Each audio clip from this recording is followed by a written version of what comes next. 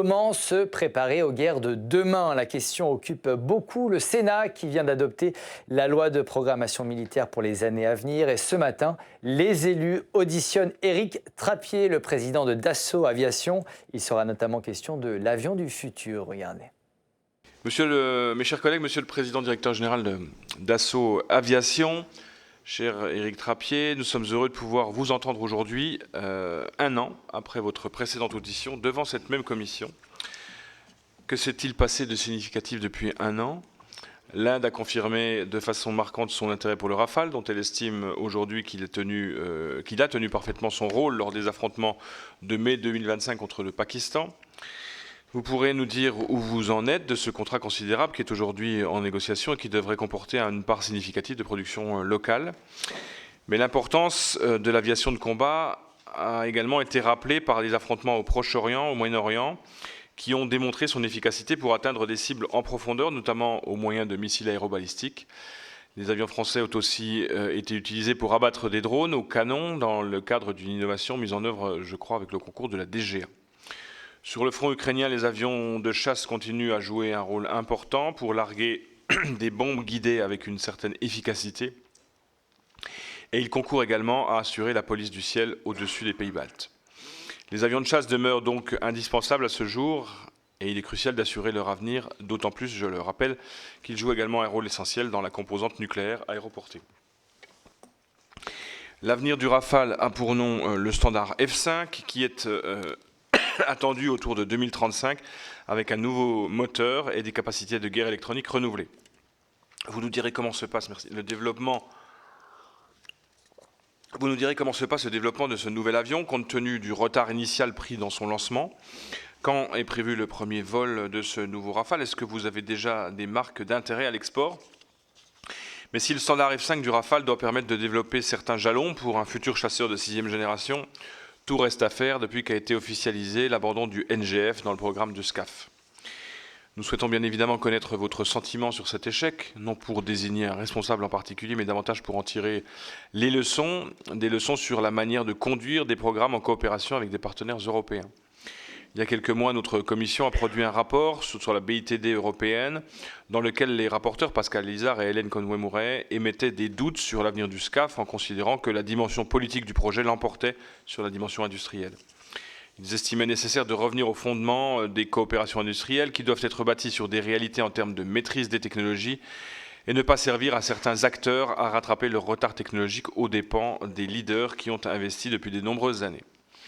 Ceci étant dit, vous pourrez nous donner votre analyse de la situation. Que faut-il penser des presque 10 années écoulées depuis le lancement du SCAF? Est-ce que tout ce temps a été perdu pendant que les concurrents avançaient autour du programme JCAP, par exemple, ou certaines briques technologiques développées pourront-elles être réutilisées? Comment voyez-vous justement l'avenir et le développement du chasseur de 6e génération qui aurait des gènes tricolores? Notre commission a obtenu que soit inscrit dans l'actualisation de la loi de programmation militaire qu'un démonstrateur de haut besoin national soit réalisé d'ici 2035. Vous avez souvent dit que les industriels français maîtrisaient toutes les technologies nécessaires à un tel projet, mais un programme industriel doit également prendre en considération les économies d'échelle et les débouchés. Est-ce que vous pensez que des partenariats sont possibles sur des bases plus opérationnelles et équitables? Que pensez-vous en particulier d'un acteur comme Saab avec lequel vous avez travaillé pour le programme de démonstrateur Neuron? Que pouvez-vous nous dire par ailleurs sur le calendrier d'un nouveau programme et sur son coût? Est-ce qu'il doit être au centre de la partie Air et Espace du prochain livre blanc qui aura pour rôle de préciser nos besoins à long terme? Un mot enfin sur le regard que vous portez sur notre industrie. Vous exercez évidemment aujourd'hui la présidence de l'UIMM, à un moment où de nombreuses entreprises françaises et européennes sont confrontées à la fermeture du marché chinois et aux taxes américaines. Est-ce que l'effort de réarmement peut constituer une perspective pour ces entreprises pour développer leur dualité? Plus globalement, la France est-elle enfin revenue de la désindustrialisation ou s'agit-il encore pour l'instant plus de slogans que de réalité sur le terrain? Je rappelle que cette audition est captée, elle est diffusée sur le site du Sénat et sur les réseaux sociaux. Et donc à l'issue de votre propos liminaire, je donnerai la parole à nos collègues qui ont de nombreuses questions à vous poser. Monsieur le Président, vous avez la parole. Monsieur le Président, messieurs et mesdames et messieurs les sénateurs, merci de m'accueillir aujourd'hui dans cette salle que je connais bien, et pour parler de ces sujets qui génèrent toujours beaucoup de questions et dont je dirais tout de suite, et vous le savez déjà très bien, qu'elles engagent toujours du très long terme.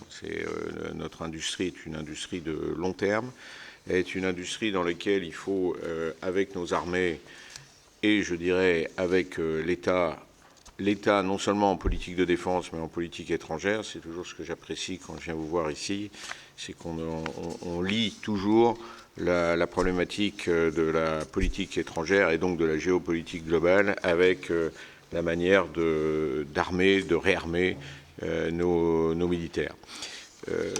Ça ne vous a pas échappé que le contexte international reste d'une certaine manière très instable.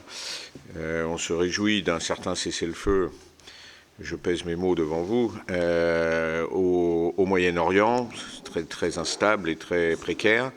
Une guerre qui va laisser quand même des traces d'inquiétude dans les pays de la région. Et donc, quand il y a de l'inquiétude, il y a forcément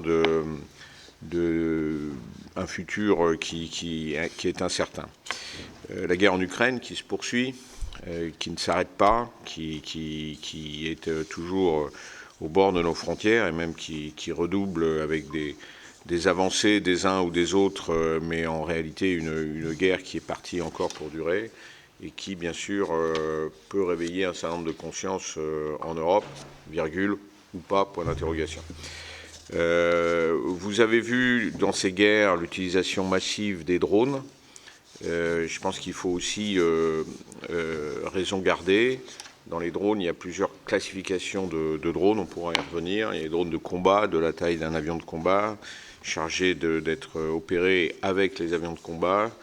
Vous avez des drones de surveillance. On a beaucoup parlé de l'Eurodrone. On pourra aussi en parler si vous le souhaitez. Et puis, il y a l'émergence de petits drones, nombreux, pas chers, qui ne font absolument pas le même travail que ce que pourraient faire des drones plus importants, voire des avions de combat, voire des bâtiments de surface ou des tirs d'artillerie ou des tirs de missiles sol-sol. Donc tout ça fait un paysage assez complexe et je vais essayer de vous dire ce que nous, Dassault, on est en train de faire.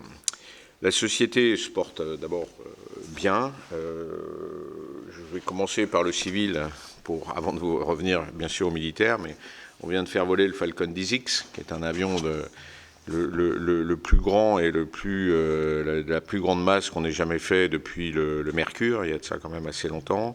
Je pense qu'on est les seuls avionneurs au monde aujourd'hui à faire voler un nouvel avion complètement nouveau. Ça ne s'est pas fait depuis bien longtemps de part et d'autre de l'Atlantique. Comme vous le savez, Boeing et Airbus doivent préparer leur futur monocouloir. C'est quand même pas encore pour tout de suite, ni pour le premier vol, ni pour les livraisons. Ceux d'avant, c'est des versions modernes qui ont été faites. Chez nos concurrents, que ce soit Bombardier ou Gulfstream, c'est déjà depuis un certain temps qu'ils n'ont pas fait voler un avion totalement nouveau. Et vous avez l'avion de Bombardier régional, l'A220, qui a été commercialisé qui est commercialisé par Airbus. Donc c'est quand même une prouesse.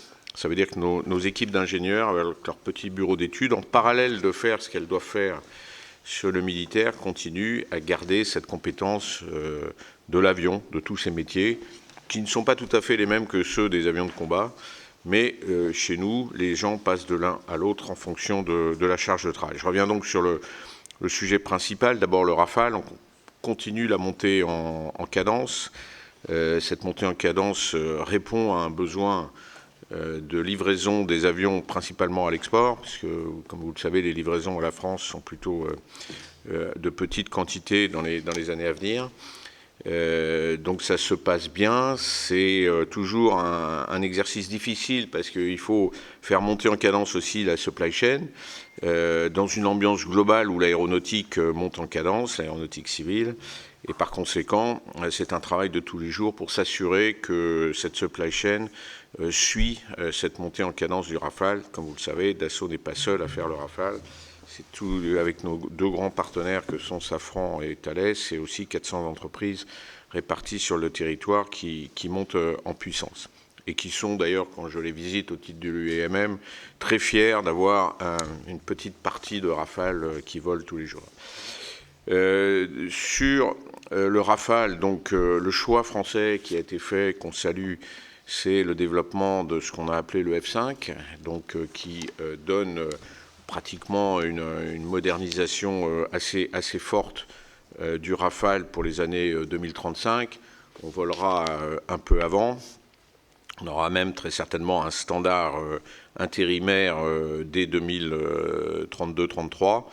Des changements assez importants puisqu'il y a des prises en compte de besoins nouveaux, des retours d'expérience de nos militaires, des améliorations de capteurs. En réalité, vous avez en premier lieu un nouveau moteur qui s'inscrit très fortement dans une progressivité de réacquérir des compétences sur les parties chaudes des moteurs avec Safran.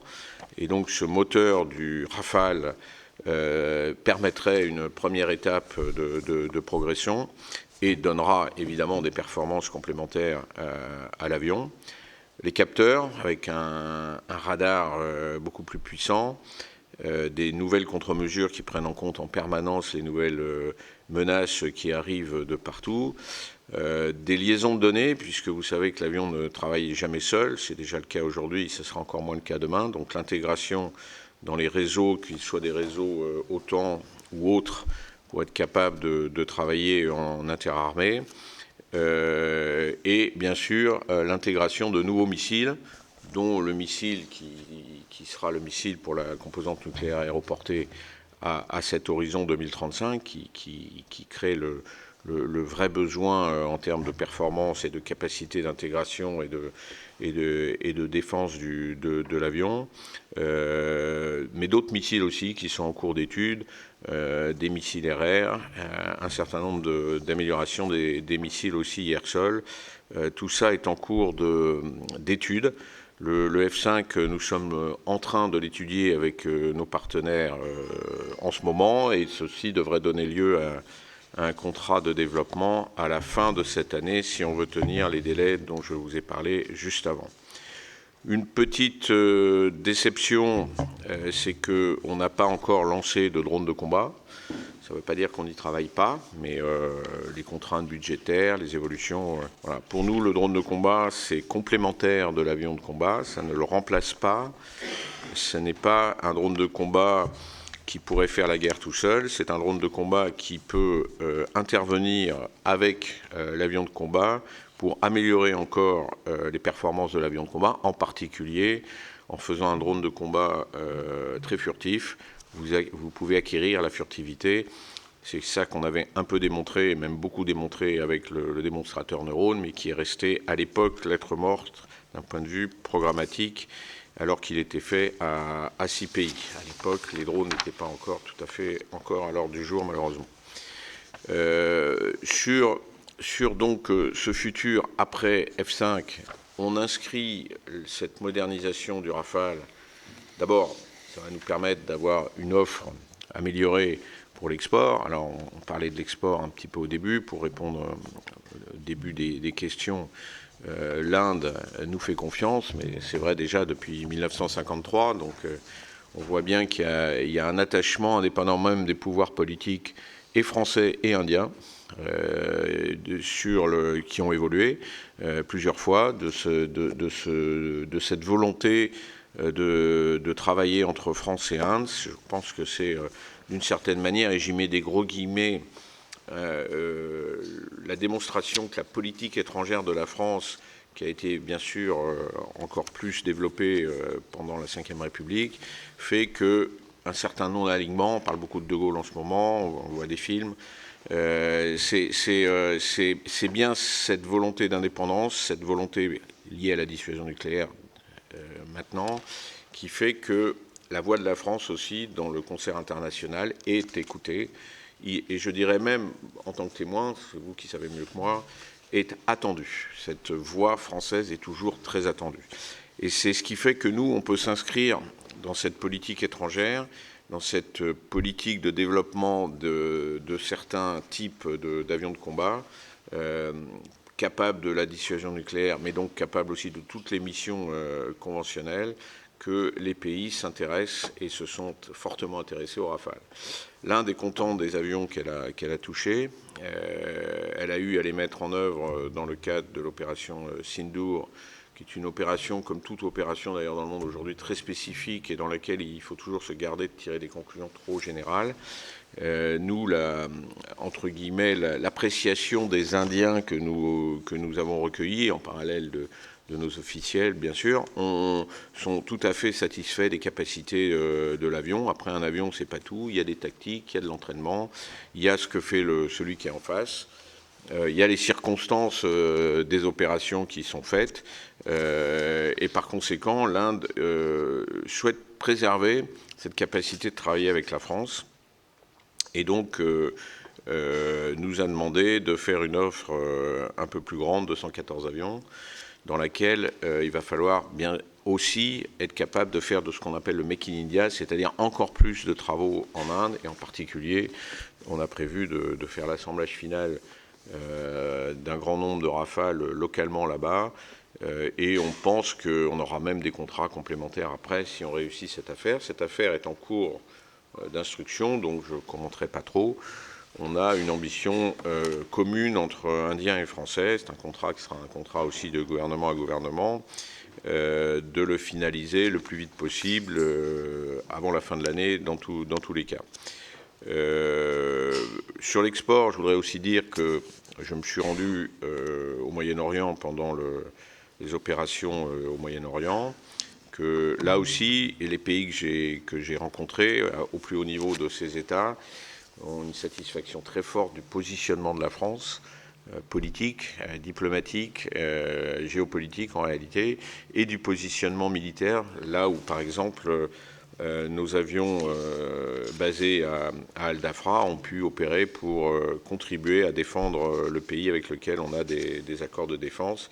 Et nous-mêmes, industriels, avons conservé nos équipes là-bas, que je salue aussi, pour continuer à assurer le soutien là où d'autres faisaient une marche arrière compte tenu des opérations. Donc ceci est toujours très observé et très apprécié par nous. On n'a sûrement pas la puissance américaine, mais on a cette fidélité à nos engagements, l'État d'une part, l'industriel d'autre part, qui est vraiment à noter et qui est noté par nos clients export. Tout ça nous inscrit dans un futur, donc le Rafale F4 aujourd'hui, donc des améliorations en cours, un Rafale F5 pour 2035. Oui, les gens de l'export l'ont entendu, l'ont vu, ont posé des questions à la DGA ou à nous-mêmes. On l'inscrit, c'est post-2045. Donc aujourd'hui, les avions qu'on livre ou qu'on va livrer d'ici post-2035, excusez-moi. Ces avions qu'on va livrer d'ici 2035 sont au standard actuel, donc plutôt F4. Et on basculera à une offre de Rafale F5 après 2035. Donc on aura à nouveau une période dans laquelle on pourra relancer encore plus les exportations du Rafale. Comme on sera monté à cadence 4 et qu'on peut aussi monter à cadence 5, notre capacité à fournir des avions, il y aura une ligne de fabrication aussi en Inde. On sera tout à fait prêt à prendre les commandes et on ira les chercher quand on peut aller les chercher. Est-ce à dire que le grand futur ne nous intéresse pas? Non, pas du tout. On cherche absolument à continuer et à poursuivre les études sur un futur avion de combat. Donc tout le travail qui a été fait, c'est vrai, en 9 ans, c'est long, vont être utilisés. On a fait des simulations, nos ingénieurs ont travaillé à des solutions, des compromis entre aérodynamique, furtivité et emport, puisqu'il faut pouvoir emporter des armes un petit peu plus lourdes. Tout ce travail est fait. On échoue, et j'en suis un peu triste, et déçu qu'on n'arrive pas à avoir défini avec les deux partenaires un avion qui puisse voler en 2030, un démonstrateur qui puisse voler en 2030. Ça aurait été quand même quelque chose de positif. vous savez tous la raison ou les raisons qui ont fait que cette coopération s'arrête. Dès le départ, on était à 2. On était donc à, grosso modo, moitié-moitié de charge de travail, avec un leadership assumé pour Dassault. En tout cas, c'était Dassault l'architecte. L'arrivée des Espagnols a modifié cet équilibre, puisque les Espagnols, c'est aussi Airbus, et que Airbus Espagne répond à Airbus Allemagne en termes d'organisation d'Airbus, qui est leur organisation, j'ai rien à en dire. On s'est retrouvé à 1 tiers de travail contre 2 tiers pour Airbus. Donc, j'ai fini par accepter, en faisant redire plusieurs fois que le leadership et l'architecte, c'était bien Dassault. Et puis, au fur et à mesure, on s'est aperçu que Airbus souhaitait aussi avoir des responsabilités plus fortes dans la définition. Et donc, soit voulait être vraiment juste à côté de nous et tout partager, ou du moins partager beaucoup de choses, soit même prendre des leaderships de package. Et donc, petit à petit, l'ambiance s'est dégradée dans les équipes et on est arrivé à un point où, vous l'avez vu, j'ai demandé une évolution de gouvernance parce que le 2 contre 1 ne me permettait plus, vu de ma fenêtre, d'exercer ce rôle d'architecte. Airbus il y a 6 mois, un peu plus de 6 mois, dit on ne veut plus travailler avec Dassault. Moi, j'ai jamais dit que je voulais pas travailler avec Airbus, au contraire. Donc là, les choses étaient irréconciliables. Je ne dis pas qu'il y avait un accord entre Airbus et Dassault pour dire que c'était irréconciliable, mais le constat faisait que c'était devenu irréconciliable. Et la conciliation qui est arrivée à la demande du président de la République et en accord avec le chancelier n'a pas permis de débloquer. On a fait des ouvertures, mais le fossé était trop grand. Donc, d'un commun accord, les 2 pays ont décidé d'arrêter. Je dis les 2 parce que l'Espagne, derrière, je sais pas, elle n'était pas complètement dans la conciliation. Et par conséquent, on est en cours, entre guillemets, d'arrêt. L'arrêt contractuel et juridique n'est pas fait encore. Et c'est en cours, c'est à la DGA avec ses homologues de regarder comment on finalise. Donc ça pose évidemment la question du rebond. Comment on rebondit ? On a des besoins opérationnels français. C'est sur cette base des besoins opérationnels français, clairement exprimés depuis le début du SCAF et du NGF sur la dissuasion nucléaire et la taille de l'arme future, sur la furtivité, sur la capacité à embarquer à bord du porte-avions France Libre, qui fait qu'il y a une fiche de besoin qui est clairement exprimée par nos armées et sur lesquelles nous répondrons comme d'habitude.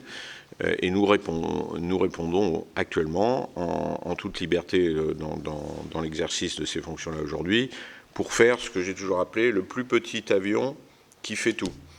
Alors, ce n'est pas toujours le meilleur dans chaque domaine, mais c'est un avion qui permet de tout faire compte tenu de l'ensemble de ses besoins. J'ajoute qu'on est tout à fait ouvert à la coopération. On l'a fait dans le cadre du Neurone. On l'a fait dans le cadre du NGF, en réalité. Avec des règles du jeu qui sont toujours les mêmes. Il faut que les compétences soient mises en avant. L'important, c'est de servir nos armées, c'est pas de se faire plaisir, et par conséquent, ni pour les uns ni pour les autres, par conséquent, il faut être sûr qu'on fait l'avion de combat le plus opérationnel, le plus performant au regard des demandes de nos armées, et qui soit en plus exportable, puisque vous voyez que dans l'équation économique, nous ne sommes pas les États-Unis, nous ne fabriquons pas des milliers d'avions de combat pour amortir toutes ces dépenses, et par conséquent, la manière de retrouver de l'argent, c'est bien de l'exporter, et la France en bénéficie. Je rappelle que quand on exporte un avion, on paye l'ensemble de nos impôts en France, on paye les caisses de charges sociales, on paye les salariés qui travaillent et tous les sous-traitants sur tous les territoires, qui eux-mêmes payent leurs impôts et payent leurs charges sociales. Donc la réalité aujourd'hui, c'est qu'avec les grands contrats export, le retour sur la France est très important, et je ne parle même pas des sujets de royalties ou de licences qu'on peut payer sur l'exportation. Voilà. Donc il faut préserver ce modèle qui est quelque chose de fondamental pour la capacité française. J'ajoute que si on veut faire l'Europe, et je suis un fervent défenseur de la volonté de faire une Europe plus forte qu'aujourd'hui, ce qui n'est pas très difficile en termes de volonté, le but n'est pas de dupliquer. Moi, j'entends en permanence la fragmentation. Si on duplique, on va fragmenter encore plus. Donc le but, c'est quand même d'essayer de prendre les compétences là où elles sont, d'y agréger un certain nombre d'acteurs européens qui souhaiteraient contribuer, sans dupliquer forcément, et donc ouvrir à tout vent la propriété intellectuelle, la capacité de redévelopper en parallèle des avions, etc. etc. Voilà, ça, c'est vraiment ça qu'il faut faire si on veut être fort en Europe, on en est loin.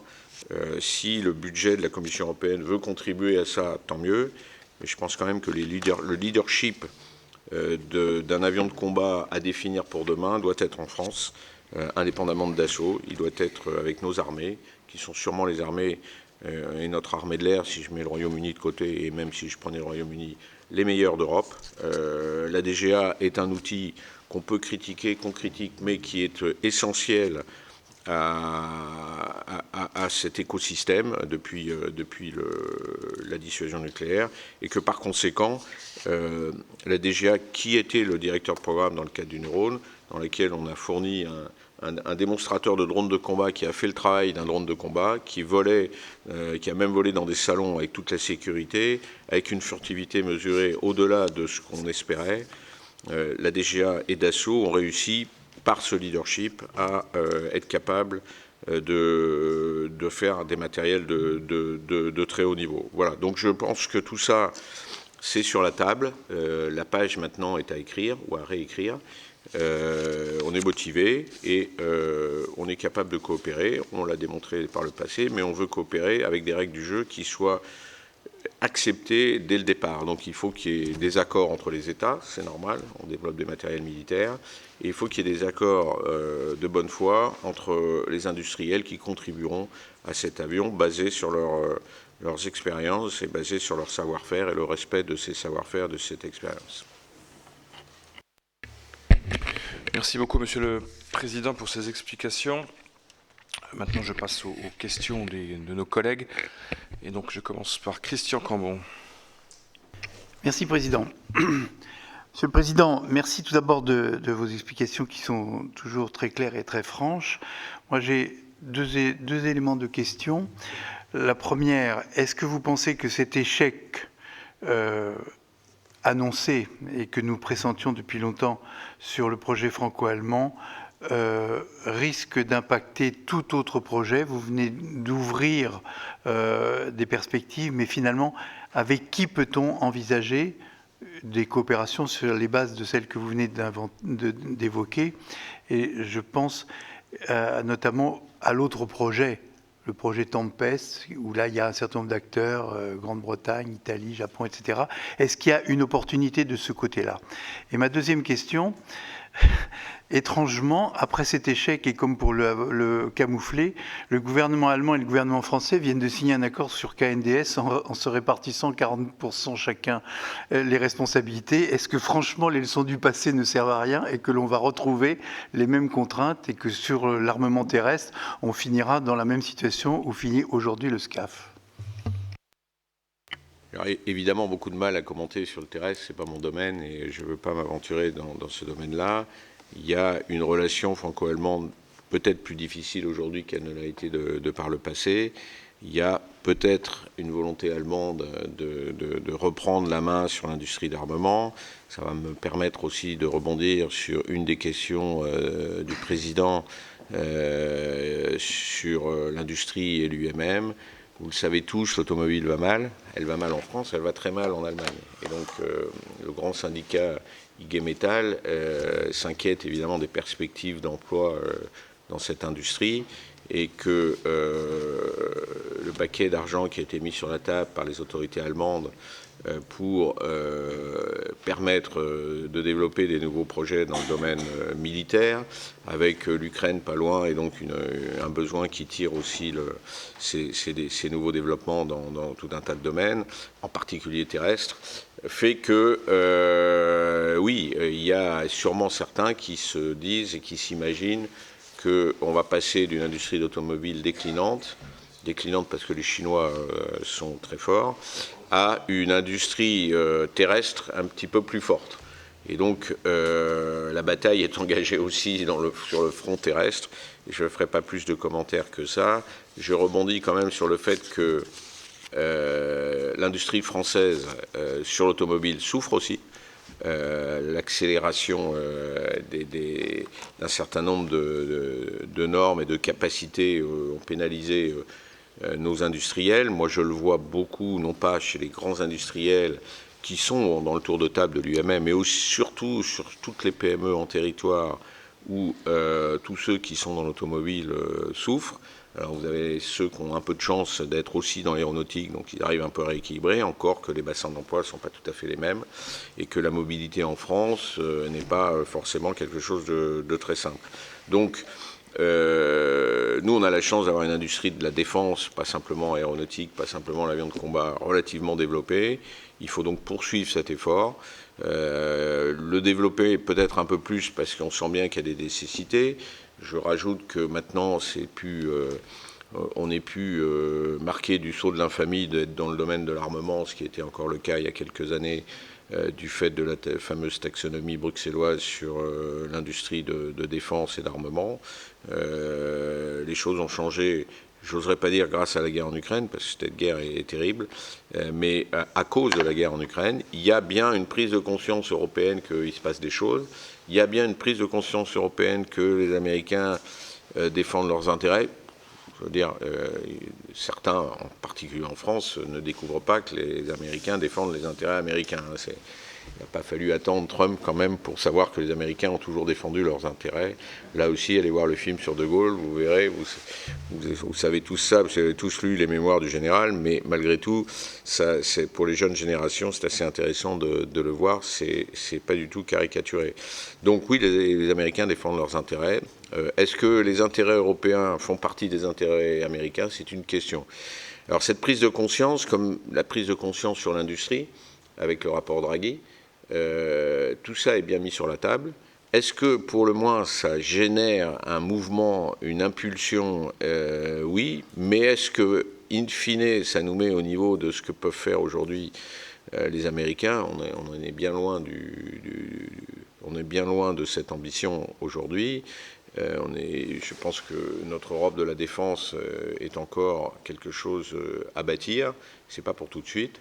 Aujourd'hui, c'est l'OTAN qui pourrait nous sauver s'il fallait faire la guerre avec les Russes.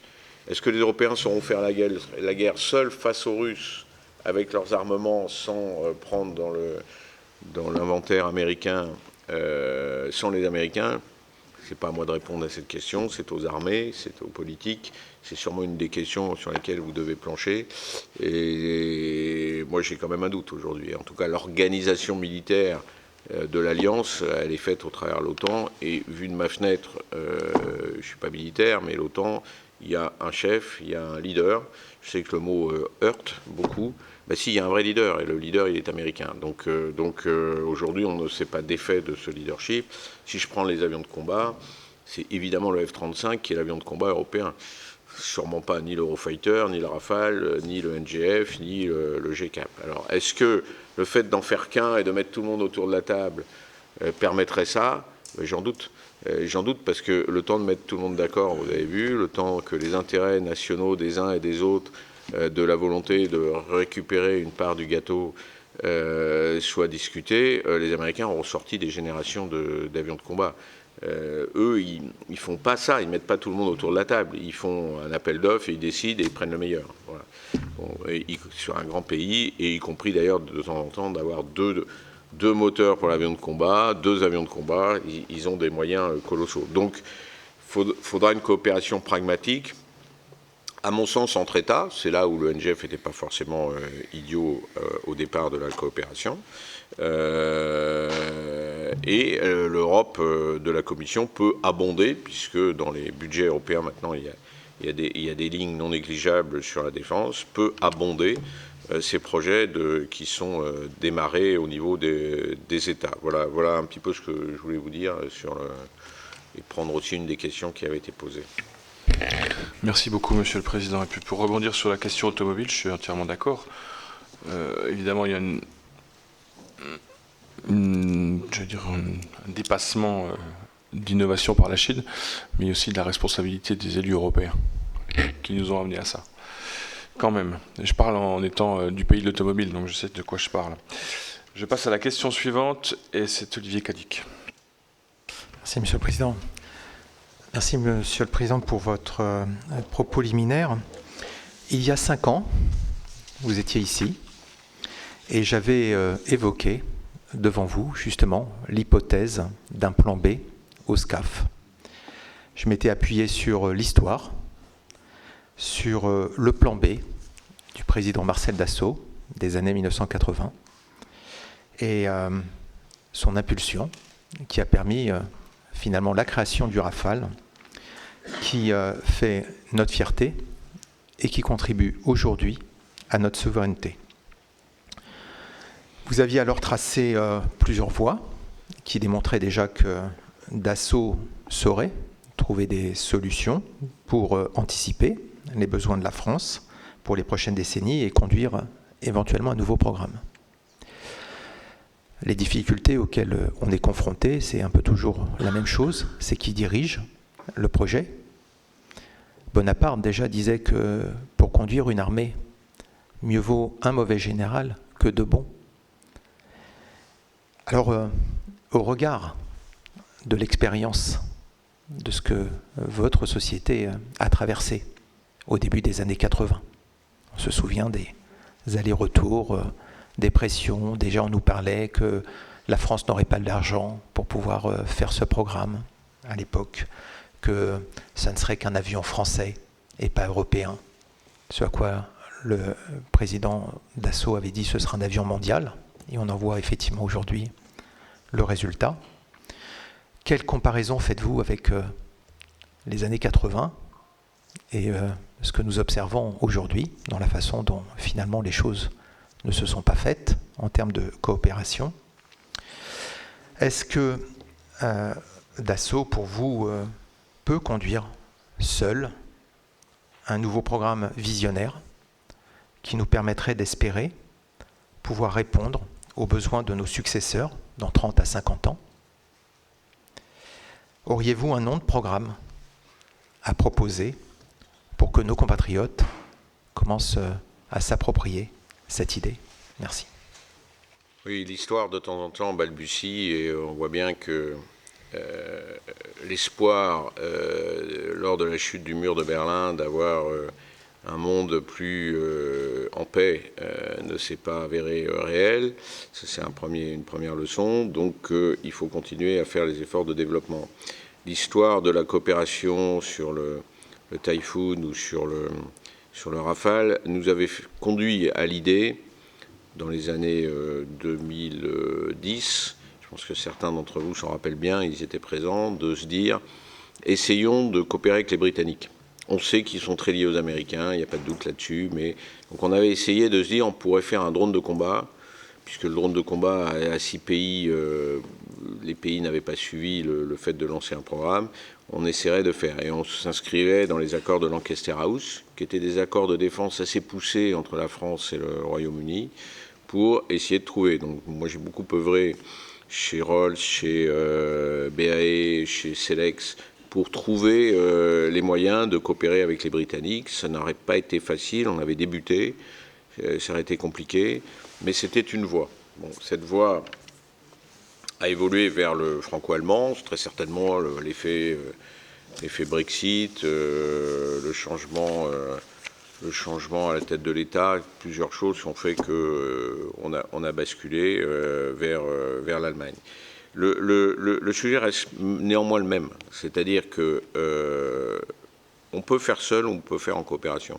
Alors je le précise parce que de temps en temps la presse ne le comprend pas. Quand je dis je peux faire seul, j'ai pas dit qu'on avait forcément les moyens financiers pour le faire seul, j'en sais rien, je vais y revenir. Je dis techniquement, technologiquement, je sais faire seul avec mes partenaires, c'est pas tout seul Dassault, et le premier de ces partenaires dont j'ai besoin, parce que c'est comme ça sur un avion, c'est le moteur. Un avion sans moteur ne vole pas. Vous avez bien vu, j'ai été obligé de changer le moteur sur mon Falcon 5X pour faire un 6X. Je sais ce que ça coûte et je sais ce que ça veut dire.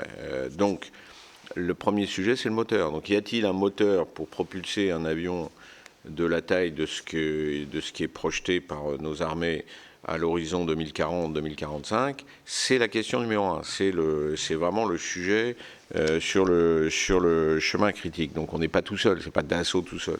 Donc c'est Safran. Safran peut-il coopérer avec d'autres? Il a démontré qu'il était prêt à coopérer avec MTU, mais en tant qu'observateur, je ne souhaite pas me mettre à la place de Safran, mais c'était une coopération dans laquelle l'architecte très clairement exprimé, c'était Safran. C'était pas un co-leadership, même s'il y a une JV, ça ne veut pas dire grand-chose. Il nous faut une électronique. Un avion de combat sans électronique, ça ne marche pas. Il faut un système. Et là, on le travaille avec Thales, qui, je le crois, peut-être que je me trompe, mais est leader dans ces domaines de radar, de guerre électronique, d'optronique. Donc, c'est pas tout seul, toute cette compétence, on le sait faire. Donc, c'est bien une problématique de moyens. Alors, dans les moyens, il y a deux choses. Il y a les coûts de développement. Effectivement, si vous faites un programme en coopération, vous voulez partager. Donc, ça peut offrir un avantage. Si vous êtes 2, vous divisez par 2. Si vous êtes 3, vous divisez par 3. Sous réserve quand même qu'on n'augmente pas trop la facture parce que justement on duplique, parce qu'on veut tout bâtir ensemble et que finalement, si on multiplie par 3 le nombre d'ingénieurs et les délais par 3, on va arriver à ce que ça coûte plus cher, même redivisé par 3, etc. Et puis il reste le sujet d'acheter les avions. Et vous voyez bien, et vous le savez tous, puisque vous travaillez sur les budgets de la défense, qu'acheter des Rafales pour la France, c'est pas si simple. Il faut mettre un budget. Or, le Rafale, dans son domaine, c'est l'avion le moins cher. Il est moins cher qu'un Typhoon, il est moins cher qu'un F-35, quoi qu'en disent certains. Il faut trouver l'argent pour acheter les avions. Si vous faites un avion en coopération qui a tellement grossi parce qu'il a fallu faire de la place à tout le monde et qui n'a pas eu cette volonté de maintenir la taille, vous allez faire un avion plus cher. Donc vous allez gagner peut-être au début sous réserve de ce que j'ai dit avant. Et en plus, il faut acheter les avions et ça coûte. Et 3, si l'avion coûte cher, s'il est complexe, etc., il s'exportera moins. Et donc le retour financier vers le pays soit moindre. Donc l'affaire des moyens, c'est bien à regarder précisément entre on fait tout seul ou on fait en coopération. Et donc la voie qui pourrait être une bonne voie, c'est celle qu'on avait explorée dans le Neurone. Le Neurone était un démonstrateur de drones de combat, c'était un démonstrateur de furtivité, mais c'était aussi un démonstrateur de coopération européenne pour dépenser le moins possible. Et donc, garder l'efficacité. C'est cette manière de coopérer qui, à mon avis, est la bonne. Ça veut dire qu'on peut coopérer, on sait coopérer, on était 6 pays, avec chacun dans son domaine où il a des compétences, et avec cette volonté de faire pas toujours le plus gros, pas toujours la duplication, on s'est organisé comme tel, et on est tout à fait prêt à ça. Si on arrive à trouver des pays avec lesquels, et surtout des industriels, parce que c'est pas tout de faire des coopérations politiques, il faut aussi faire des coopérations dans lesquelles les industriels vont se sentir bien. S'ils ne se sentent pas bien, ça ne marche pas. On vient d'en faire la démonstration. Donc, quelque part, c'est ça qu'il faut trouver. Donc, on peut faire seul, c'est possible. On peut aussi trouver des coopérants. Et ces coopérants doivent-ils aller exclusivement en Europe? Ça, c'est encore une troisième question qu'on se pose. Non, les noms, je les garde aujourd'hui pour moi, parce qu'il faut que je sois en ligne avec l'État. Je ne peux pas faire tout seul. Vous connaissez mon immense respect pour l'État. Merci, Monsieur le Président. Je rappelle que dans cette commission, nous nous sommes depuis plusieurs années maintenant battus pour que le projet T-Rex puisse être financé par la DGA, ce qui n'avait pas été le cas dans notre programmation militaire de 2023. Et donc nous avons évidemment mesuré l'importance que ce projet avait pour l'avion du futur, si je puis dire ça comme ça, pour permettre effectivement d'avoir une poussée plus importante. On doit passer à 9 tonnes, je crois, avec un objectif à 11 tonnes, si mes souvenirs sont bons. Et donc la Commission et l'ensemble des commissaires ici au Sénat se sont évidemment mobilisés sur ce sujet. Je pense qu'on a obtenu gain de cause et c'est aussi une brique qui va permettre, j'espère en tout cas, d'avancer sur cette question. La parole est ensuite à Olivier Cigolotti. Merci, Monsieur le Président. Monsieur le Président, vous avez évoqué dans votre propos liminaire la possibilité de préserver la dimension cloud de combat en partenariat. Or, les Allemands viennent de lancer un programme souverain avec Helsing, doté d'un budget assez conséquent. Est-ce que vous pensez qu'il est encore temps et encore possible de sauvegarder cette dimension cloud de combat? Est-ce que c'est de la provocation de la part de nos amis allemands ou est-ce qu'ils s'engagent de façon résolue dans cette voie souveraine? Et puis concernant le chasseur de 6e génération, la LPM prévoit désormais la possibilité d'un démonstrateur à l'horizon 2035, éventuellement au besoin strictement national. Est-ce que c'est quelque chose qui vous paraît réaliste aujourd'hui, compte tenu de ce qui vient de se passer et des éléments que vous venez d'évoquer sur les aspects budgétaires et en termes de coopération? Alors, je rappelle, sur le moteur, c'est fondamental, hein, le T-Rex, puisque ça ouvre la voie vers un moteur qui pousserait 11 tonnes, qui donc va vers la voie d'un moteur qui pousserait un futur avion de combat un petit peu au-dessus. C'était un des sujets qu'on a mis sous la table pour le futur avion de combat, mais il y avait une volonté de certains de faire un très gros avion de combat. Si vous faites un très gros avion de combat, il faut un moteur qui pousse beaucoup plus, même si vous en mettez 2. Donc, quelque part, ça mettait la barre pour Safran encore plus haut. Donc, je pense que cette approche itérative et réaliste, elle va servir le programme Rafale et elle servira le futur avion de combat, quel qu'il soit. Donc ça, c'est quand même assez fondamental de voir cette incrémentation du moteur dans le développement. Donc ça, il faut continuer à le développer. Et quand on va faire F5, quand on va faire tous ces éléments, on a en tête le futur. Sur le cloud de combat, je reste perplexe. Le cloud, c'est un nuage. Le nuage, c'est de la vapeur d'eau.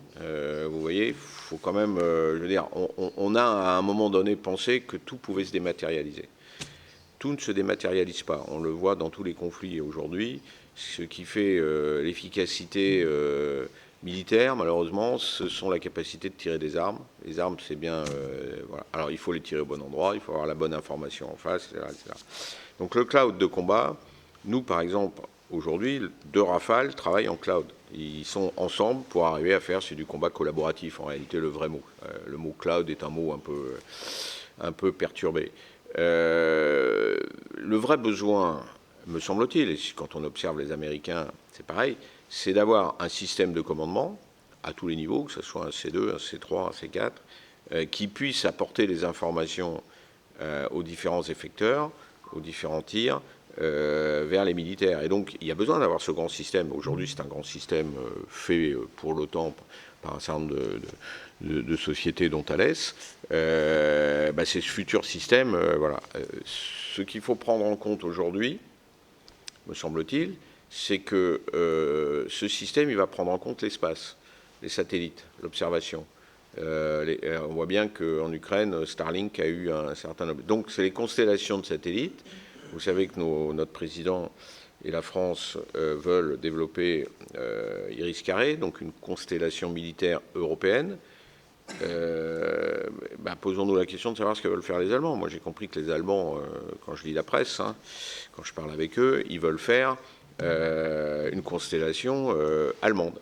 Bon, donc, comment le cloud va survivre à ça? Moi, je sais pas, je sais pas dire, mais c'est quand même assez surprenant. Je pense qu'il y a une vraie volonté allemande de revenir dans ces domaines-là. On ne peut pas ne pas le voir. On peut pas voilà, il y a de l'argent sur la table. Il y a l'automobile qui tombe.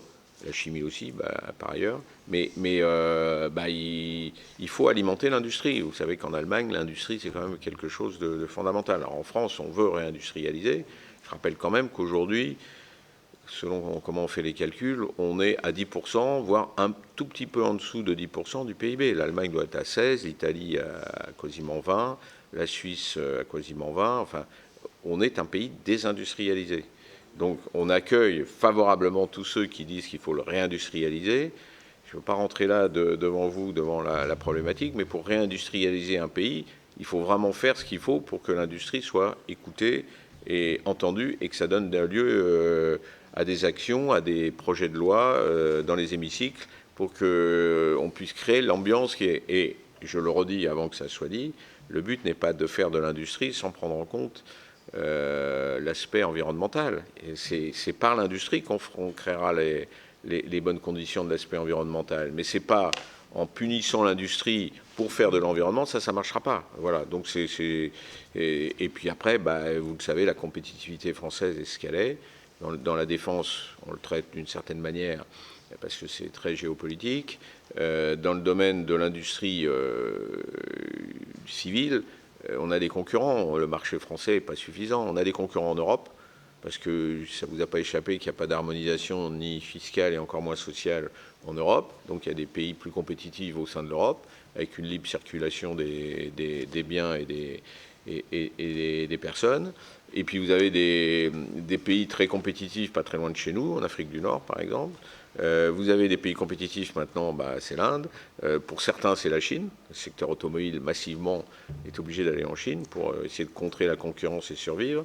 Donc, c'est pas en augmentant encore les impôts ou les charges sociales qu'on va y arriver. Alors, ça ne veut pas dire qu'il faut liquider le modèle social, bien au contraire. Comment on fait pour sauver le modèle social, qui est un système qui est quand même protecteur pour nos concitoyens, mais il va falloir faire quelque chose. Mais là, je rentre dans un sujet qui dépasserait et de loin le propos de ce matin, mais qui, à mon avis, tout est lié à un moment donné. Pardon, je n'ai pas répondu à la dernière question qui était le démonstrateur de 6e génération 2035. Oui, c'est possible sans le moteur. Le moteur va prendre du temps. Donc, on pourra peut-être mettre un T-Rex, mais voilà, le moteur, c'est long. C'est pour ça que j'ai toujours dit, même 2040, ce n'est pas atteignable d'avoir un moteur qu'on aura suffisamment développé et mis au point pour un avion opérationnel, où on avait dit 2045, c'est déjà quelque chose d'assez ambitieux si on ne s'arrête pas maintenant. Pas pour le premier vol, mais pour le premier standard opérationnel. Et je précise sur le T-Rex, parce que comme on est écouté, que ça fait depuis, je pense, la création du M88, c'est-à-dire du moteur actuel du Rafale, qu'il n'y a pas eu de recherche sur les parties chaudes par Safran sur la motorisation. Et donc les Américains ont pris une avance considérable sur nous, que si cet investissement, notamment de la DGA, mais aussi de l'industriel, n'était pas mis en œuvre dans le cadre du projet T-Rex, évidemment ce serait un retard qui serait irrattrapable. Et donc il est important aujourd'hui que nous puissions mettre en œuvre cette recherche pour pouvoir gagner sur les matériaux les degrés nécessaires pour pouvoir la puissance qui va bien. Donc je pense que c'était évidemment une très bonne chose de s'être battu sur ce sujet, parce que ça va permettre évidemment... Et je rappelle que quand le Rafale a volé pour la première fois, il y a 40 ans, d'ici 2-3 jours, ça fera 40 ans que le Rafale a fait son premier vol. Très rapidement, il a fait avec un moteur américain.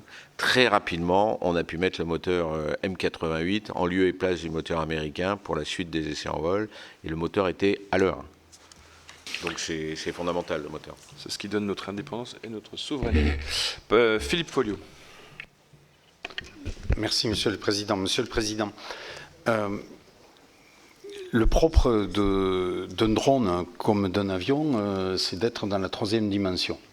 Et on voit au travers de ce qui se passe, plus particulièrement sur le théâtre ukrainien, la prégnance majeure, j'allais dire, des drones. Dans un premier temps sur la zone du champ de bataille, mais de plus en plus sur les frappes en profondeur.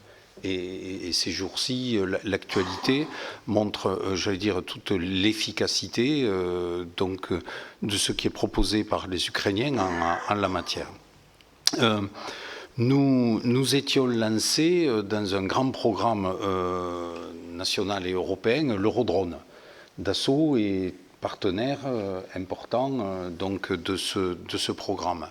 Est-ce que vous pouvez nous dire où on en est par rapport à cela, et ensuite nous dire finalement quelle est votre analyse au regard de ce que disent certains et de ce qu'on constate, c'est-à-dire que finalement le théâtre ukrainien aujourd'hui, à certains égards, c'est la revanche de l'artisan sur l'industriel, si je puis m'exprimer ainsi, c'est-à-dire de ceux qui peuvent bricoler un certain nombre de choses qui ne coûtent pas cher, mais qui sont aussi, à certains égards, efficaces. Et face aux grands programmes que nous pouvons porter, qui peuvent parfois être coûteux, mais surtout très longs et très technologiques, comment arriver, selon vous, au juste équilibre entre ces deux approches ?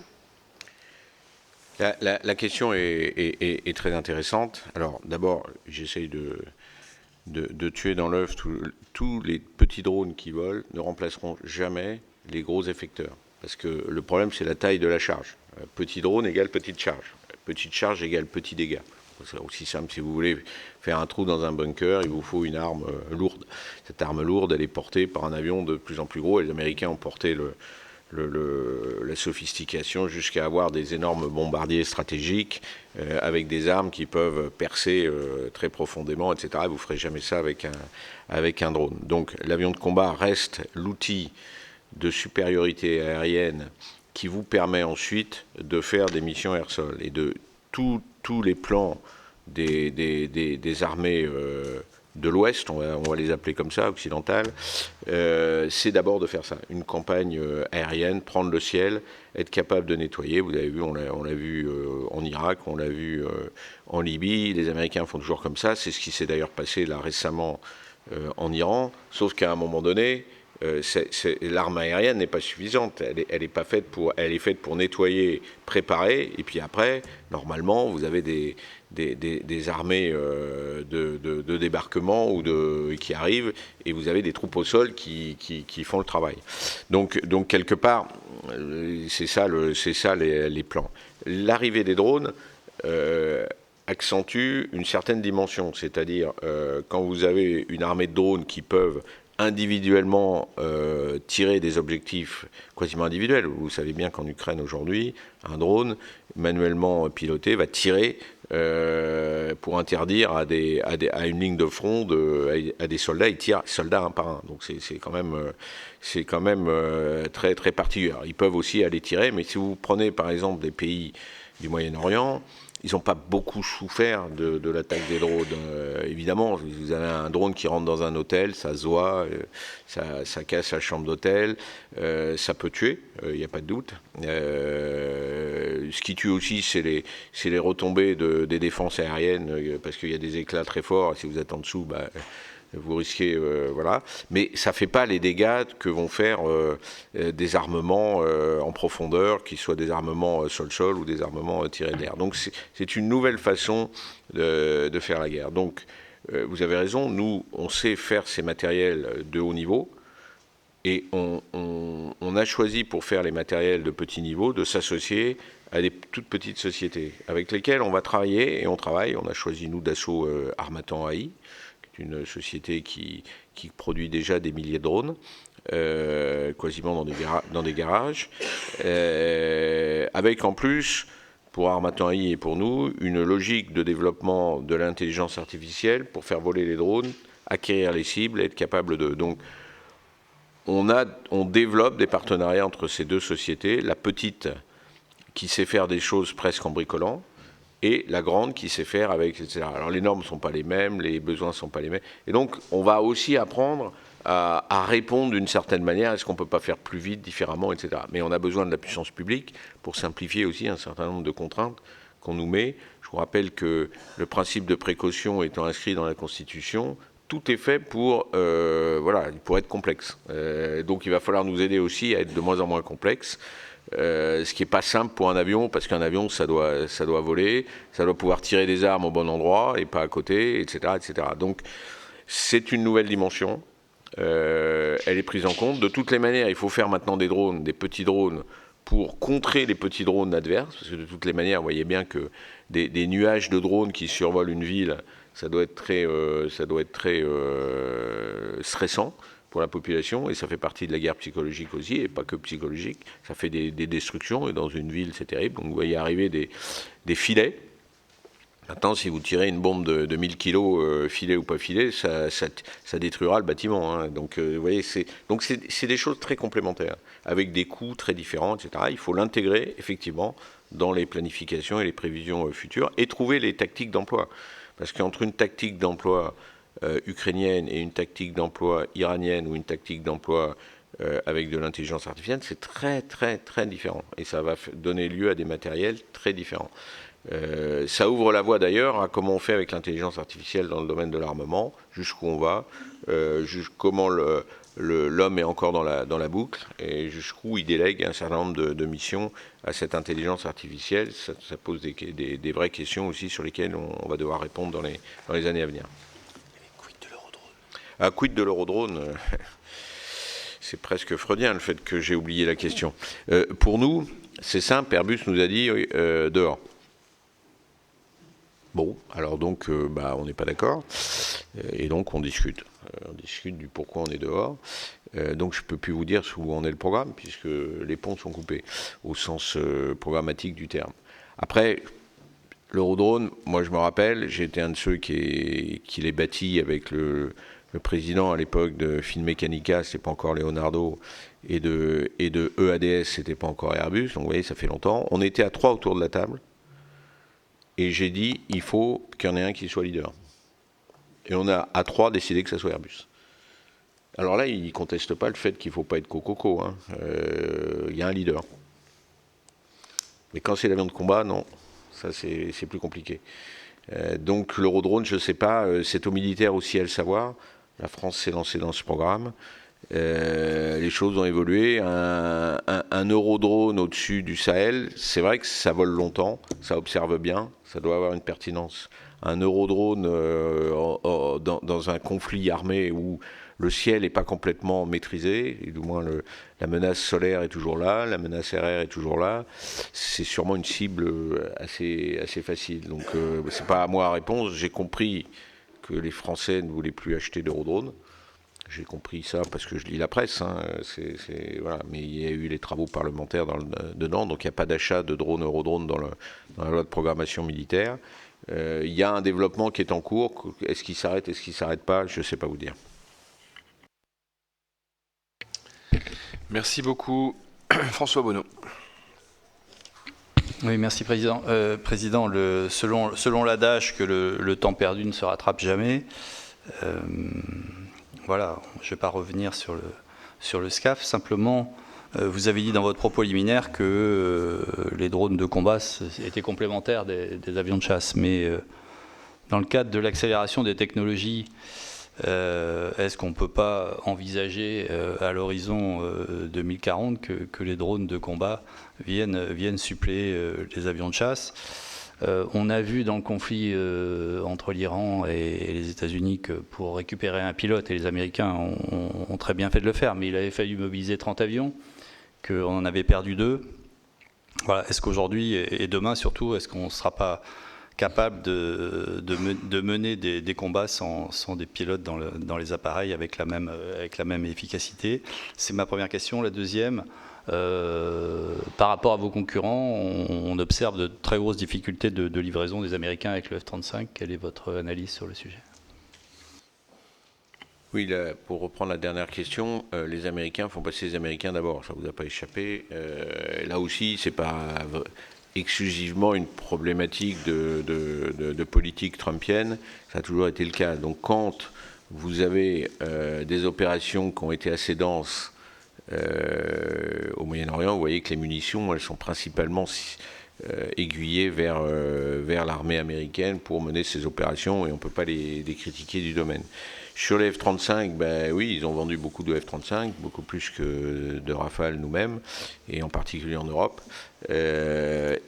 Contrairement à la légende, reprise très souvent par les journalistes qui aiment bien faire du bashing de certaines capacités, quand on a vu que les Suisses achetaient du F-35, notre livraison de Rafale aurait été faite bien avant que les F-35 arrivent. Pareil pour la Belgique. Donc on voit bien que les livraisons, avant même la guerre en Ukraine, hein, donc on voit bien que livrer un F-35 prend beaucoup plus de temps que de livrer un Rafale. Donc il n'y a pas de...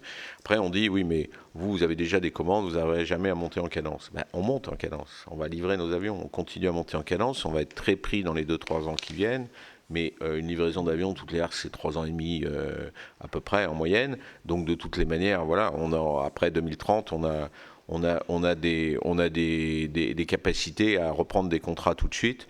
D'autant plus que la France décale ses livraisons d'avions. Donc on se retrouve avec des trous de production en 2031-2032 par exemple. On en aura plus après. C'est ce que me disait toujours Serge Dassault. Ce que vous ne livrez pas tout de suite, c'est une bonne nouvelle parce qu'on le livrera après. Bon. Après, moi, je ne me fais pas le porte-parole de l'armée de l'air qui vous dira très directement ce qu'elle en pense, à juste raison. Donc quelque part, voilà, ça c'est pour sur le drone de combat. Je pense qu'on ne remplacera jamais, mais je peux me tromper parce qu'il ne faut jamais dire jamais, l'intelligence humaine et la sensibilité humaine quand vous êtes au milieu du combat. C'est ce qui fera, parce que si tout le monde est automatisé, vous aurez des algorithmes contre des algorithmes. Bon, c'est sûr que ça jouera, il y en aura. Mais le pilote a ceci en plus, il a été formé, et dans un combat aérien, c'est cette capacité qui fera un petit peu plus la capacité de réussir. Donc ça, c'est en RR, et la menace RR existe. Et en air-sol, ça sera aussi la capacité à se reconfigurer, pas in the book. Donc je pense qu'il y aura toujours des pilotes. Quand vous faites une opération en Iran, vous dites 0 mort, 0 pilote attrapé, etc. Ah oui, bon, mais quand vous faites une guerre, si vous faites la Deuxième Guerre mondiale, il y a des morts. Il y a des morts dans toute guerre. Faire la guerre à 0 mort, ça n'existe pas, en tout cas vu de ma fenêtre, etc. Donc le problème de se dire le pilote risque d'être fait prisonnier n'est pas un sujet, c'est une bataille de com'. C'est vrai qu'on l'a vu en Yougoslavie, un pilote pris, montré à la télé, c'est très désagréable, mais comme des otages. Les otages aussi, ils ne sont pas forcément pilotes, c'est toujours très désagréable. Ça n'empêchera pas l'homme qui doit être au plus près du combat pour mieux comprendre, et ça n'empêchera pas l'automatisation avec de l'IA, et qui arrivera. Et donc c'est la combinaison des deux qui fera la force des armées modernes. C'est à faire, c'est pas encore fait, personne ne le fait, pas même les Américains. Attention, les Chinois avancent vite dans ces domaines-là, donc il est très important de développer des algorithmes, et on va le faire dans le cadre du F5 aussi, de développer des algorithmes et de pouvoir commencer à travailler avec des drones de combat en liaison avec l'avion de combat. Et ça ne se fait pas de manière séparément. Ceux qui croient qu'on développe des drones de combat dans un coin, des avions de combat dans un autre, etc., ça ne marche pas. Celui qui croit que parce qu'il fait un cloud, c'est-à-dire qu'il fait de la vapeur d'eau, il va être capable de tout diriger, ça ne marche pas non plus. Merci François-Noël Buffet.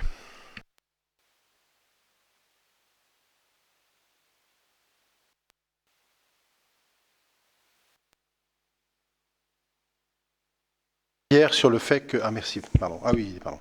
Sur le fait que vous avez fait un rétexte sur les événements du Moyen-Orient, très bien. Mais en ce qui concerne les discussions qu'il y avait avec les Émirats arabes unis, et semble-t-il la fin des relations, qu'en est-il? Que pouvez-vous nous dire de cette situation? J'en suis un témoin privilégié. La relation est excellente entre les deux pays. La relation avec les armées émiriennes est excellente entre les deux pays. La relation de Dassault et celle des Émirats est excellente aussi, à tous les niveaux, à haut niveau aussi, parce qu'ils connaissent notre fidélité et notre attachement. Ils aiment notre franc-parler. C'est un pays qui aime bien qu'on ne lui raconte pas n'importe quoi pour lui faire plaisir. Donc voilà, alors on n'est que la France, nous ne sommes que Dassault, on ne fait pas tout. Mais notre ambition numéro 1 pour l'instant, c'est de livrer 80 Rafales.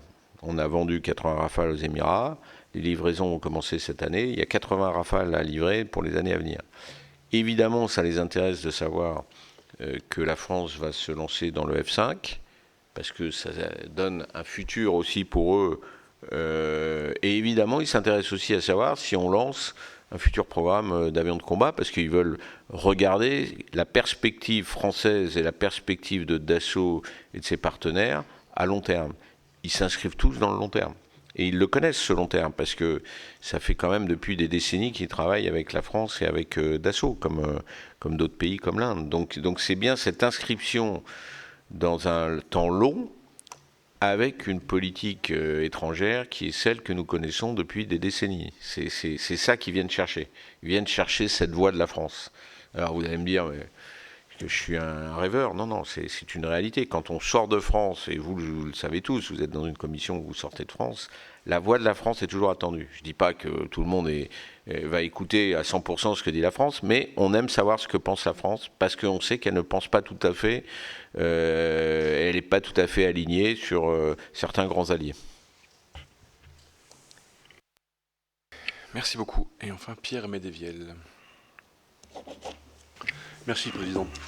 Monsieur le Président, lors de notre visite en délégation sur la base aérienne d'Évreux, moi j'avais noté l'enthousiasme de certains pilotes pour les avions Mirage reconditionnés au niveau électronique et système de guidage, de largage et de navigation.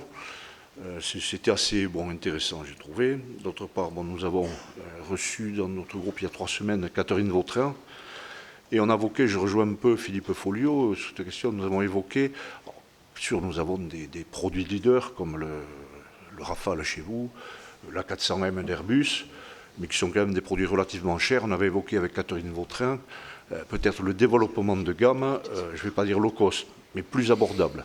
Quand on voit ce qui se passe en Ukraine, au Moyen-Orient, c'est qu'on aura besoin de plus en plus de matériel sur des conflits qui durent. Alors, est-ce qu'il y a un espace entre les drones et le Rafale pour des matériels plus abordables?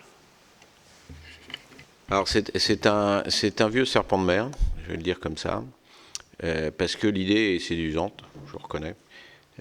La réalité, c'est que le Rafale est le plus petit avion qui remplit les missions de l'armée de l'air française. Et si vous prenez un Mirage 2000, qui est beaucoup plus petit, qui fait beaucoup moins, et qui a été pendant des années quand même l'avion phare de nos militaires, grosso modo, si vous avez un conflit de haute intensité, les Américains ne le prendront pas, parce qu'ils ne voudront pas d'un avion de 2e catégorie. Est-ce qu'ils prendront un Gripen? Ça sera une bonne question, parce que les Américains raisonneront en disant, moi, on doit déjà se battre pour dire le Rafale, il est du niveau du F-35, parce que les Américains vous excluront le Rafale. Donc parce que l'interopérabilité, parce que je rappelle que le Rafale est entièrement interopérable autant, mais que les Américains, avec le F-35, sont plus interopérables autant, pratiquement. Ils sont interopérables F-35. Donc, en fait, pourquoi? Parce que l'avion doit s'insérer dans des opérations complexes, donc doit avoir des cryptages ad hoc, doit avoir une capacité de détection ad hoc, une capacité de tir ad hoc, une capacité de tenir en l'air parce que il faut attendre les ravitailleurs, une capacité de tir avec beaucoup d'armement le plus possible, parce qu'une fois qu'on l'a envoyé, il faut qu'il soit le plus efficace possible, qui disqualifie tous les petits avions. Donc, on s'est posé aussi cette question-là, parce que vous avez aussi la deuxième idée que vous n'avez pas évoquée, mais qui est à peu près la même, qui est de dire on pourrait faire un avion d'entraînement remplaçant l'Alpha Jet qui soit aussi un petit avion qui ferait le job. On n'y arrive pas. On voit bien que c'est d'abord l'Alpha Jet, très bon avion d'entraînement. Le remplacer, c'est définir un nouvel avion, c'est un peu compliqué. Donc on a toujours cette question posée. Mais en aucun cas, le fait de faire un petit avion... Alors ça peut marcher dans certains pays qui ne veulent pas rentrer dans des conflits de haute intensité. Mais pour nous, ça voudrait dire, pour un pays comme la France, il faut remobiliser de l'argent pour développer. Peut-être avec d'autres, mais quand même, il faut remobiliser, puis il faut réacheter.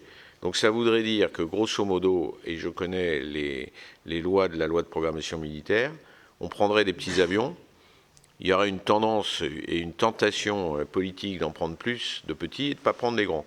Et c'est les grands qui font vraiment la guerre. Donc je ne sais pas si... Voilà, c'est ça, ces réflexions, on les a eues. Et effectivement, je conteste toujours le mot cher, mais je sais que dans votre bouche, ça veut dire que c'est un matériel qui a un poids. Mais si vous preniez les sous-marins, parce que je sais que beaucoup de gens qui sont attachés aux sous-marins, les sous-marins, ils grandissent. Les frégates, elles grandissent. On pourrait dire, on va faire des petites frégates à la place d'une grande frégate. Mais vous voyez bien que ça marche pas. C'est pareil. On va faire des petits sous-marins à la place des SNE. Mais ça marche pas. Et c'est toujours la tentation sur les avions. Mais les gros objets, on a besoin des gros objets, ils deviennent de plus en plus sophistiqués. Et justement, nous, notre force, me semble-t-il, de Dassault, c'est d'arriver à faire les plus petits avions capables justement de ces performances-là. Et je ne vois pas d'avion plus petit que le Rafale qui fait les performances du Rafale. J'en connais pas dans le monde. De temps en temps, ça impressionne même nos amis américains, ils ne peuvent pas le dire dans le poste, mais c'est quand même une prouesse technologique et qui est issue du fait que, comme on n'a pas des gros moyens en France, on l'a fait à minima. Alors c'est beaucoup d'argent, je reconnais, c'est beaucoup d'argent. Et après, quand il faut acheter les avions, c'est beaucoup d'argent aussi, etc., etc. Mais c'est l'avion de combat, c'est vraiment la nécessité d'avoir la maîtrise du ciel. Ou sinon, vous faites comme les autres, vous achetez des F-35, donc vous ne payez pas le développement, encore que certains ont payé un bout du développement. Et ce qui est assez étonnant, c'est que ceux qui ont payé un bout du développement du F-35 sont ceux qui ont payé l'Eurofighter. C'est quand même extraordinaire, les Britanniques, les Italiens et les Allemands, évidemment. Donc, quelque part, et on parlait tout à l'heure de plan B, mais le plan B, il est amorcé. Le plan B, c'est un super Rafale, ce qui n'empêche pas qu'on fera un futur avion de combat, et ça coûte quand même moins cher que de faire l'avion de combat qui est énorme et qui, soi-disant, vole en 2035. On n'a jamais pensé ça. C'est ça le plan B. C'est justement d'avoir réussi un avion, et nos anciens, je les félicite, un avion qui aujourd'hui, 40 ans après son premier vol, s'inscrit dans un futur qui va encore faire 40 ans. C'est un truc extraordinaire. Donc, il vaut mieux faire ces grands choix de manière très stratégique et technique, opérationnelle et technique. Parce qu'après, ça dure pendant très longtemps. Donc, la réponse est, on a regardé, voilà, on n'y arrive pas. Il n'y a pas de demande à l'export. Et puis après, oui, vous avez l'export. Les pays export, ils veulent quand même le meilleur avion. Donc, il faut se battre contre nos amis américains. Et aujourd'hui, c'est le F-35. Donc, avec un Rafale, vous êtes quand même dans la classe des avions du F-35, quoi qu'en disent les Américains, quoi qu'en disent certains Européens pour choisir le F-35. La réalité, c'est que vous faites quand même beaucoup de choses avec le Rafale. Avec un drone de combat à côté, honnêtement, on ferait mieux que le F-35. Merci beaucoup. Peut-être une dernière question, si je peux me permettre, sur la question des architectures ouvertes, parce qu'on a vu que les Américains aujourd'hui imposaient à leurs industriels des architectures ouvertes sous peine de ne pas leur acheter de produits pour pouvoir justement, j'allais dire, très basiquement faire ce qu'ils veulent avec le matériel et ensuite pouvoir l'utiliser. Quelle est aujourd'hui la position de Dassault sur ce sujet L'architecture de l'avion de combat sera fermée, archi fermée, parce que le numéro 1 quand on fait une mission nucléaire, c'est la sécurité. Pas se faire hacker pendant que vous faites votre mission nucléaire. Donc le système sera super fermé. Par contre, on comprend qu'il faut, pour des raisons ABCD, s'ouvrir au monde. Donc on fait une deuxième architecture, et je m'arrêterai là, qui peut prendre un certain nombre de sujets d'ouverture. Mais le cœur du cœur sera fermé. Ou sinon, je ne peux pas garantir que la mission nucléaire sera intègre. Ça supposera pour l'armée de l'air de différencier les avions qui auront la mission de face et les avions qui seront... Des architectures qui permettent justement ça. C'est vrai aussi dans les gros systèmes informatiques qu'on peut avoir par ailleurs, indépendamment des avions de combat.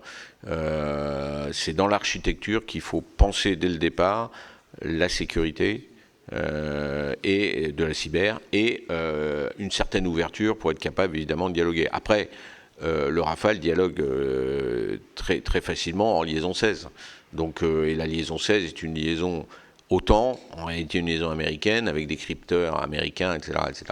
Bon, mais vous pouvez l'enlever si vraiment vous voulez faire un truc totalement intègre. Donc, notre système est ouvert vers des réseaux militaires otaniens.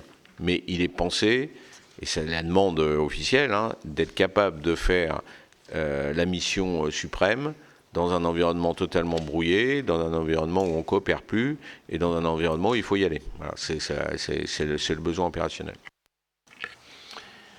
S'il n'y a pas d'autres demandes de prise de parole, je voudrais d'abord vous remercier, Monsieur le Président, Monsieur le Directeur, d'avoir accepté de venir devant cette commission pour, je pense, une des rares prises de parole récentes sur la question du SCAF, qui est évidemment un sujet majeur pour nous, qui nous préoccupe beaucoup, sur lequel nous sommes beaucoup mobilisés. J'ai parlé du T-Rex, mais il y a aussi beaucoup d'autres sujets sur lesquels nous avons tenté par le passé d'arranger les bidons, c'est le cas de le dire. J'ai le souvenir du président Cambon qui a organisé ici une réunion avec les gens d'Airbus, les gens de Dassault et un certain nombre de personnes qui avaient pu à ce moment-là relancer, je pense, le projet du SCAF. Malheureusement, l'histoire a démontré que les choses ne se passeront pas comme prévu. Mais l'importance pour nous dans cette commission, c'était évidemment de vous entendre pour essayer de comprendre quelles étaient les capacités que la France, que l'industrie française a pour continuer à concourir à cette souveraineté dont on a impérativement besoin. En tout cas, de notre côté, nous essayons de participer à accompagner cette recherche de souveraineté. J'ai parlé de T-Rex, évidemment, parce que pour moi, c'est un sujet majeur sur l'innovation, la recherche sur les parties chaudes et la capacité de rester dans la course avec les Américains. Et donc, on vous souhaite le meilleur et on espère évidemment que tout ça va permettre d'avancer maintenant, puisque nous avons déjà perdu quasiment 9 années. Je rappelle que dans la loi de programmation militaire de 2018, telle qu'elle nous l'avions votée, un démonstrateur devait être sorti en 2026 ou 25, je ne sais plus, 26 je crois, en tout cas très très prochainement. il y avait déjà une belle maquette au Bourget à l'époque, et que sur la plupart des sujets franco-allemands, il y a malheureusement beaucoup de déceptions. Je ne vais pas tous les citer, mais je crois qu'il n'y en a pas beaucoup maintenant qui sont encore en état de... qui ne sont pas en état de mort cérébrale, si je puis dire, pour paraphraser quelqu'un. Donc souhaitons le meilleur à l'avion de combat français, et puis merci encore pour la franchise dont vous avez fait preuve, et merci d'avoir participé à cette audition. Merci beaucoup à vous tous de m'accueillir. C'est toujours avec grand plaisir que je viens débattre et échanger avec vous. Et merci, je le dis parce que je le dis pour les collègues, je pense que, y compris pour les rapporteurs, merci de venir toujours en personne. Parce que ce n'est pas toujours le cas. Il y a beaucoup d'industriels que nous n'avons jamais vus quasiment en commission. Et je trouve ça dommage parce que c'est aussi une bonne occasion de pouvoir échanger au fond sur les sujets. Et vous êtes, je le dis très honnêtement, parce que vous êtes là, mais que vous êtes quasiment le seul à venir en personne, venir nous rencontrer, y compris rencontrer les rapporteurs tout au long de l'année, lorsque nous avons besoin de faire des auditions. C'est toujours des échanges riches, même parfois, j'allais dire, musclés, mais toujours très riche. Merci beaucoup. Voilà donc pour cette audition d'Éric Trappier, le président de Dassault Aviation. Vous l'aurez compris, le Sénat multiplie les travaux sur la défense et la préparation de notre pays aux guerres du futur. Hier, les élus ont notamment adopté la loi de programmation militaire qui prévoit une rallonge de 36 milliards d'euros pour les années à venir d'ici à 2030. C'est un sujet sur lequel on reviendra bien évidemment sur Public Sénat. Voilà, c'est la fin de cette émission. Merci de l'avoir suivi. Restez avec nous, l'information politique continue sur notre antenne.